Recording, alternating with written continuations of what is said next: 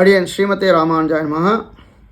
ஊரிலேன் காணியில்லை உறவு மற்றொருவர் இல்லை, பாரில் நின் பாதமூலம் பற்றிலேன் பரமமூர்த்தி, காரொளிவண்ணனே கண்ணனே கதறுகின்றேன், ஆருளர் கலைகனம்மா அரங்கமா நகருளானே. திருமாலையில் 29வது பாசுரம். அந்த பாசுரத்தினுடைய அர்த்தத்தை சுருக்கமாக சொல்லுங்க அப்படின்ட்டு ஒரு அன்பர் கேட்டிருந்தார். ஸோ அதுக்காக நம்ம பார்க்குறோம். திருமாலை அப்படிங்கிறது பார்க்கும்போது இது நம்ம தொண்டடிப்புடியாழ்வார் பண்ணின கிரந்தம். 45 பாசுரங்கள் இருக்கக்கூடியது.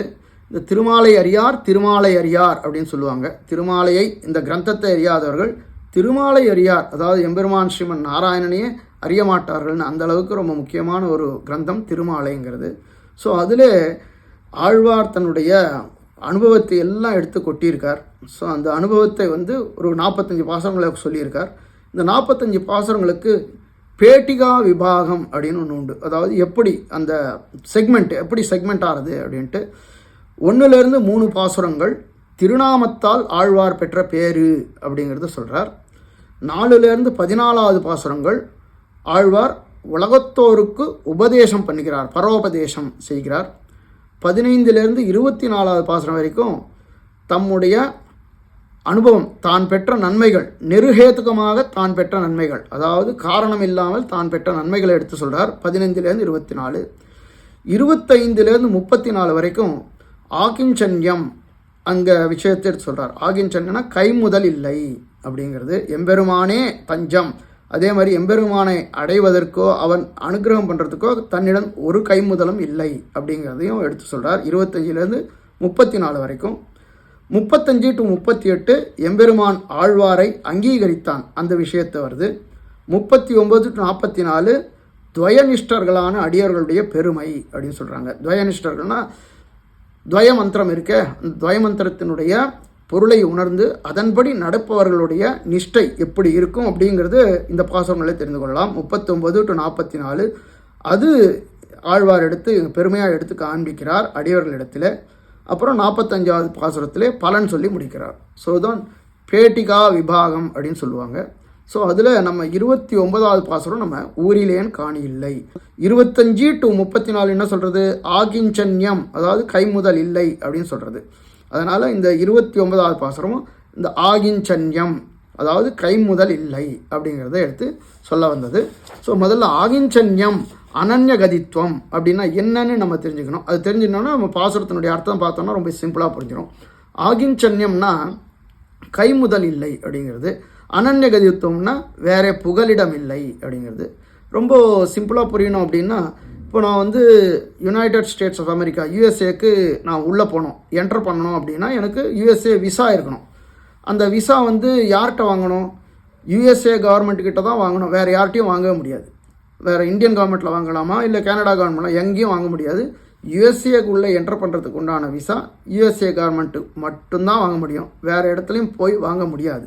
ஸோ அதே போல் ஒரு பலன் கிடைக்கணும் அப்படின்னா அந்த பலன் கிடைக்கிறதுக்கு இவர்கிட்ட தான் போகணும், வேறு இடம் போக முடியாது, புகலிடம் இல்லை அப்படின்னு நினைக்கிறது தான் அனன்ய கதித்துவம். வேறு கதி இல்லை, வேறு போக்கிடம் இல்லை அப்படின்னு அர்த்தம்.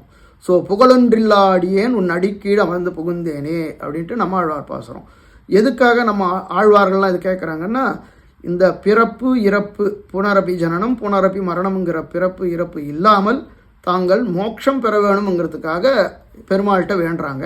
அந்த வேண்டும்போது வேறு யார்கிட்ட போய் அதை கேட்க முடியும்? பெருமாள் ஒருத்தன்ட்ட தான் கேட்க முடியும். அதனால் வேறு போக்கிடமில்லை, உன்னிடையம்தான் நான் கேட்க போகிறேன். கலைவாய் துன்னம் கலையாதொழிவாய் கலைகன் மற்றிலேன் அப்படின்னு சொல்லுவாங்க. அது போக்கிடம் இல்லை, அனன்ய கதித்துவம் அப்படிங்கிறது.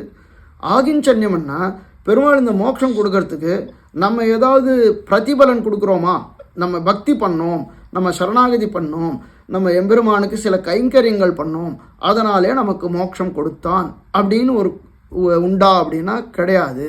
எம்பெருமான் அவனுடைய அருளாலே மோட்சம் கொடுக்கிறான். அப்போ நம்ம கைங்கரியம் பண்ணுறது பக்தி பண்ணுறதெல்லாம் வேஸ்டானா வேஸ்ட்டு கிடையாது, பண்ணியே ஆகணும். நம்ம ஸ்வரூபம் அது, அவனுடைய உகப்புக்கு நாம் பண்ணுறோம். ஆனால் இதை காரணம் கொண்டு அவன் நமக்கு அனுகிரகம் பண்ணுறானா? இல்லை. ஏன்னா நம்ம எவ்வளோ அனாதி காலங்களாக பாபங்கள் பண்ணியிருக்கோம், அதை பார்த்தோன்னா நமக்கு அனுகிரகம் பண்ண மாட்டானே. ஸோ அதனால் எம்பெருமான் தன்னுடைய அருளை கொண்டு நமக்கு அனுகிரகம் பண்ணுறான். நம்ம ஆனால் அந்த அருளை பெறுவதற்காக நம்ம கைங்கரியம் பண்ணல, நம்ம ஸ்வரூபம் நிலை பெறுவதற்காக கைங்கரியம் பண்ணுறோம். ஸோ அதனால் எம்பெருமான்கிட்ட என்ன சொல்லணும்னா ஆகிஞ்சன்யம் அப்படின்னு சொல்லணும். ஒரு கை முதலும் இல்லை, நீ எனக்கு அனுகிரகம் பண்ணணும். நீ அனுகிரகம் பண்ண வேண்டியது உன்னுடைய கடமை, அது உன்னுடைய தயை, உன்னுடைய கருணை. அந்த கருணையை நீ பொழி, ஆனால் என்கிட்ட ஒன்று எதிர்பார்க்காதே அப்படின்னு சொல்லுவார்கள். ஸோ அதுதான் ஆகிஞ்சன்யம். ஸோ ஆகிஞ்சன்யம்னால் கை முதல் இல்லை, அனன்ய கதித்துவம்னால் போக்கிடம் இல்லை. இது ரெண்டும் நம்ம தெரிஞ்சுட்டோம் இல்லையா? இப்போ நம்ம பாசுரம் பார்ப்போம். பாசுரம் பார்க்கும்போது ரொம்ப ஈஸியாக தெரியும். ஊரிலேன் காணி இல்லை, உறவு மற்றொருவர் இல்லை, பாரில் நின் பாதமூலம் பற்றிலேன் பரமமூர்த்தி, காருளி வண்ணனே கண்ணனே கதறுகின்றேன், ஆருளர் கலைகனம்மா அரங்கமா நகருளானே. ஊர் இலேன் காணி இல்லை அப்படின்றார். ஊர் இலேன், ஊர் அப்படின்னு சொல்கிறதுக்கு ஒன்றுமே இல்லை அப்படின்றார். ஊர்னா நான் ஒரு பிறந்த ஊர் கூடவா இல்லை? வியாக்கியானத்தில் எடுத்து சொல்கிறாங்க. இங்கே ஊர் அப்படின்னு சொன்னால் எம்பெருமான் உகப்பதற்காக இருக்கக்கூடிய சில இடங்கள் அப்படின்ட்டு.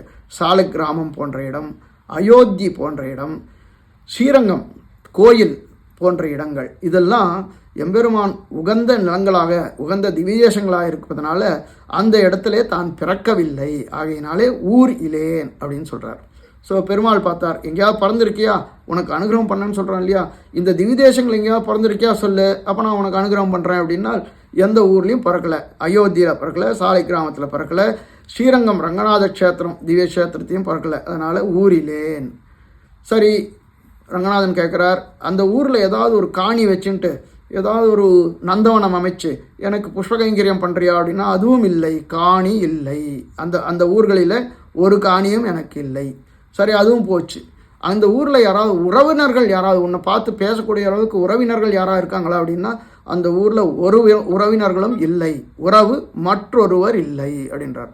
அந்த ஊர்களிலே எந்த உறவும் இல்லை, உறவு மற்றொருவர் இல்லைன்னு சொல்கிறார். அப்போ மற்றொருவர்னால் வேறு யார் அப்படின்னா எம்பெருமானை தவிர மற்றொரு உறவினர்கள் இல்லைன்னு அர்த்தம். எம்பெருமான் நீயே உறவு, வேற ஒரு உறவுகள் ஏதும் கிடையாது அப்படின்னு சொல்கிறார். ஆண்டாள் கூட சொல்லியிருக்கா பாருங்க, உந்தன்னோடு உறவேல் நமக்கிங்கு ஒழிக்க ஒழியாது அப்படின்னு சொல்கிறார். உன்னுடைய உறவு எங்களுக்கும் உனக்கும் இருக்கக்கூடிய உறவு ஒழிக்க ஒழியாத உறவு அப்படின்னு சொல்கிறார் கரைவேல் பின்சென்றில். அதனால் எம்பெருமானுக்கும் நமக்கும் இருக்கக்கூடிய உறவு அவன் நினைத்தாலும் ஒழிக்க முடியாது, நாம் நினைத்தாலும் ஒழிக்க முடியாது. அதனால் உறவு மற்றொருவர் இல்லைங்கிறது உன்னை தவிர வேற உறவு இல்லை. பாரில் நின் பாதமூலம் பற்றிலேன் பரமமூர்த்தி, உன்னுடைய திருவடிகளை கூட நான் பற்றவில்லை. காக்காசுரனாவது பற்றினான், அது கூட நான் பற்றவில்லை எம்பெருமானே. அதனால் ஒரு காரியமும் நான் பண்ணல, கைமுதல் இல்லை அப்படிங்கிறது சொல்கிறார். ஆகிஞ்சன்யம்ங்கிறது கைமுதல் இல்லை அப்படிங்கிறது சொல்கிறார். அப்போது பெருமாள் சொல்கிறார், அப்போது உனக்கு ஒன்றும் இல்லைல்ல, அப்போ போயிட்டு வானா பரமமூர்த்தி. பரமமூர்த்தி அப்படின்னால் எம்பெருமானே என் பக்கத்தில் ஒரு விஷயம் இல்லை அப்படின்னு நான் சொன்னேனே ஒழிய உன் பக்கத்தில் ஒரு விஷயம் இல்லைன்னு சொன்னேனா? இல்லையே. நீ பரமமூர்த்தி, நீ காரொளி வண்ணன், நீ கண்ணன். உன்னுடைய திருக்கல்யாண குணங்கள்லாம் இந்த விஷயங்களில் காமிக்கிறது. நீ காரொளி வண்ணன், உன்னுடைய இந்த கல்யாண குணங்கள் எல்லாமே எடுத்து எடுத்து எண்ணி எண்ணி கதறுகின்றேன் அப்படின்றார். உன்னுடைய திருக்கல்யாண குணங்கள், நீ இந்த குணங்கள்லாம் வச்சிருக்கிறதுனால அனுகிரகம் பண்ணுவாய் அப்படிங்கிற எண்ணத்திலேயே நான் கதறுகின்றேன். அதுக்கப்புறம் கதறுகின்றேன், சரி வேற எங்கேயா கிடைக்குமானா ஆருளர் கலைகனம்மா, வேற யார் இருக்கா கலைகன்? வேற யாருமே இல்லையே, போக்கிடம் இல்லையே, நீதானே அந்த இடம் அப்படின்னா ஆருளர் கலைகனம்மா, கலைகன் அம்மான்னு சொல்லிவிட்டு அரங்கமா நகருளானே அப்படின்றார். வைகுண்ட லோகத்தில் இருந்து அங்கே தூரத்தில் இருக்கோம், அவன் எப்படியா போகிறான் அப்படின்னு நினச்சாலும் நீ நினைக்கல.